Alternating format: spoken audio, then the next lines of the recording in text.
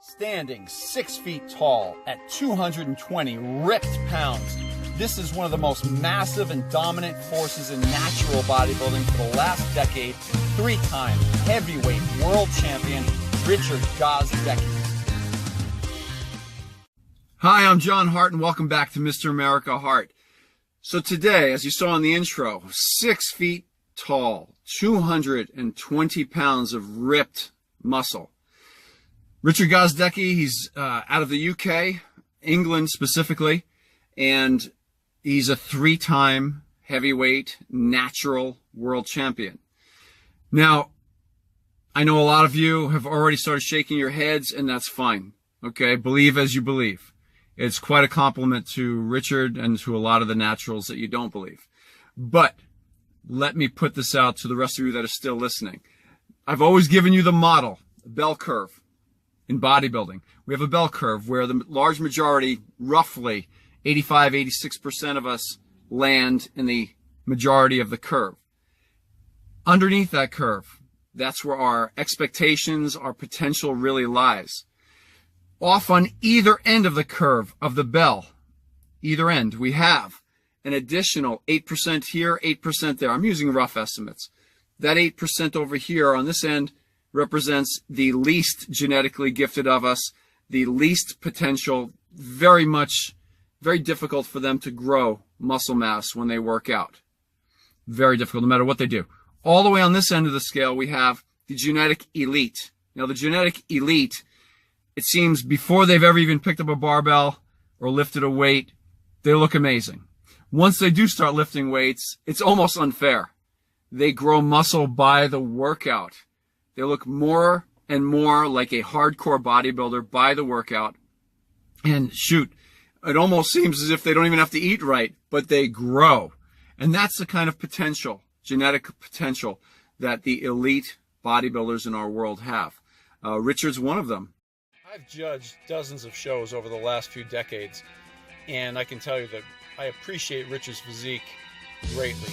Thick muscle mass, nice shape, V taper, small waist, wide shoulders, good arms, great chest, highly defined back muscles, and that lower body, those legs are just massive, rounded out, full, billowing thighs and calves, freaky conditioning, and freaky development on those legs.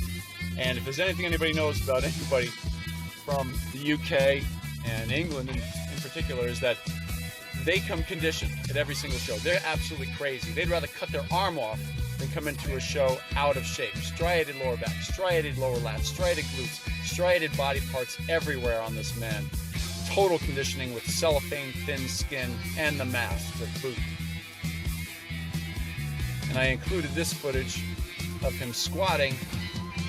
Richard had already done several heavier sets, and he's just going to rep out with what he considers a lightweight, 405 pounds, shooting for 15 reps. And you'll see he'll knock out more than 15, that's for sure. More like 20. I can't include the background noise because of copyright issues with the music, so you'll have to put up with my voice.